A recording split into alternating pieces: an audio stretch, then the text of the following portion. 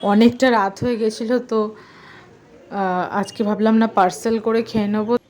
আজকে গাড়ি সিএফ ছিল, সেই জন্য আমি আজকে কাজে যা গেলাম না, কারণ গাড়িটা পুরো পেইন্ট করে নতুনভাবে রং করা হলো। গাড়িটা খুব সুন্দর করে রং করেছি, পুরো পরিষ্কার করে গাড়িটাকে সাজিয়েছি, ধুয়েছি, লাইটসগুলোকে চেঞ্জ করেছি, সব করেছি আজকে। কাল থেকে করছি, তো প্রচণ্ড খাটনিও হয়েছে। তো এবার একটু রেস্ট করবো, খেয়ে দিয়ে প্রচণ্ড টায়ার্ডও লাগছে, কারণ সারাদিন কসবা মোটর ভেহিকলসে আমি আর আমার ভগ্নিপতি গিয়ে দাঁড়িয়েছিলাম। কারণ ও ছাড়া কোনো কাজ সম্ভব না, কারণ ও আমাকে গাড়ি শুরু থেকে সমস্ত সেখানটা সব ও করেছে, সুতরাং ওকে আমি নিয়ে যাবোই, মানে আমার ভরসা। তো আমি ভাইকে নিয়ে গেলাম, গিয়ে সমস্ত কাজ করে ফিটনেস সার্টিফিকেট নিয়ে মুভি দেখে বোনকে অফিস থেকে পিক আপ করে শেষ পর্যন্ত আমার হয়ে যেত 2:30-3টার মধ্যেই হয়ে যেত। আমি বাড়ি চলে আসতে হতো। হ্যাঁ তুমি বাড়ি চলে আসতো কেন হলো না? মা ট্র্যাকারটা কাজ করছে না, পুলিশের সামনে নিয়ে গেলে ট্র্যাকার কাজ করছে না। বৃষ্টির জন্য আজকে টালিগঞ্জ ফাঁড়ি থেকে আনোয়ার শাহ হয়ে রাস্তায় প্রচণ্ড জ্যাম, তো খুব কষ্টেই বাড়ি ফিরলাম প্রচণ্ড ট্রাফিক জ্যামের।